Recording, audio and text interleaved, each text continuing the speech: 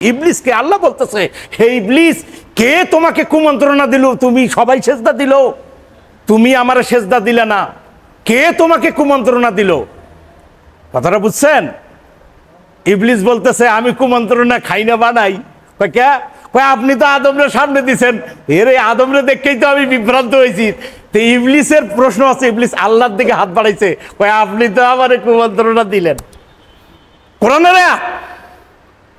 কোরআনের আয়াত অস্বীকার করলে ঈমান থাকবো না। ইবলিস আল্লাহর কাছে বলতেছে, আমি কুমন্ত্রণা খাই না বানাই, আমি তো কুমন্ত্রণার বিষয়ে জানি না।